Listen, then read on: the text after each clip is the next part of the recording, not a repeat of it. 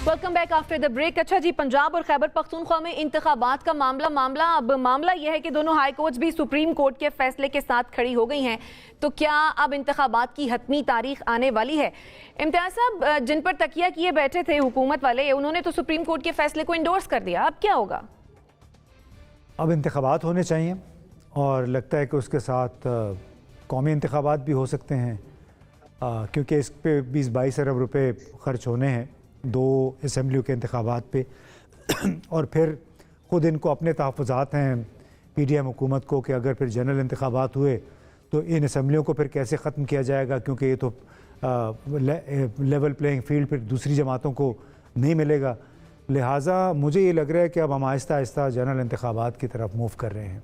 ठीक, ज़ुनैरा, क्या हुकूमत के पास इंतखाबात में ना जाने का कोई हीला, कोई बहाना बच गया?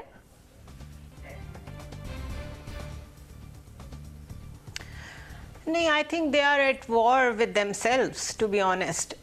उन्होंने सोचा कुछ था, हो कुछ किया, और उसमें ज़्यादा उनकी अपनी बेवकूफ़ियाँ शामिल हैं। अगर उनके पास प्लान नहीं था और जब शुरू में 1 महीना उन्होंने नवाज़ शरीफ को यही एतमाद में लिया था, शहबाज शरीफ ने, कि हम आते ही इलेक्शंस करा देंगे, तो that could have been the best strategy, because उससे उनका वो नैरेटिव भी सेव हो जाता कि हमने इमरान खान की गवर्नमेंट को इसलिए ख़त्म किया है क्योंकि वो बहुत महंगाई ला रही थी और बहुत ज़्यादा माली हालात ख़राब थे, इकॉनमी ख़राब थी, और साथ इलेक्शन में भी चले जाते। अब तो उन्होंने ये साबित कर दिया है कि इमरान खान की मईशत और अब की मईशत में से लोग चॉइस कर लें, तो आप ख़ुद बताएं लोग क्या चॉइस करेंगे। सो उन्होंने ख़ुद कहते हैं, you have shot your self in your own foot.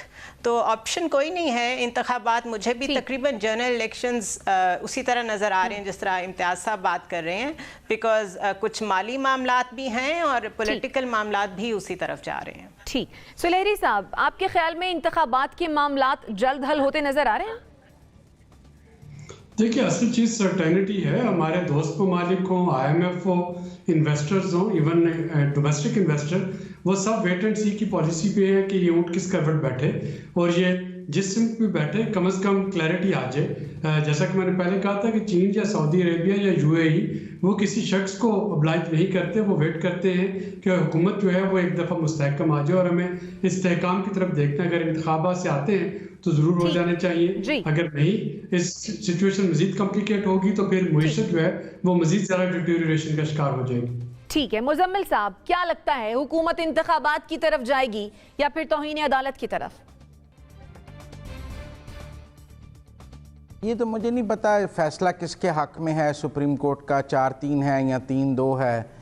ये बात तो भी सुप्रीम कोर्ट को पूरी कौम को समझानी पड़ेगी कि जो 4 जजेस ने सू मोटव मुस्तरद किया है वो 4 जजेस सही हैं या 3 जजेस ने कहा है वो सही हैं। ये तो अभी सुप्रीम कोर्ट को मज़ीद समझाना पड़ेगा कि उनके 4 जज सही हैं या 3 जज सही हैं।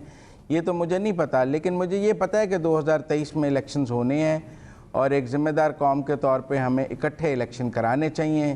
टिट बिट्स में इलेक्शन पाकिस्तान के मुफाद में नहीं है। इससे मज़ीद अनारकी फैलेगी।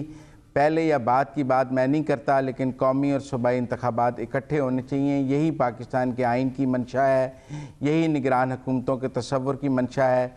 और अगर कोई अपने सियासी गेम के लिए इसको उलट रहा है तो वो कोई पाकिस्तान के मुफाद में नहीं, आइन में ये नहीं लिखा। सही, यानी आपके ख्याल में भी जो 2023 है वो इंतखाबात का साल है। आपका पॉइंट आ गया। नाज़रीन, इसी के साथ मुझे और मेरे मेहमानों को दीजिए इजाज़त। अल्लाह निगहबान।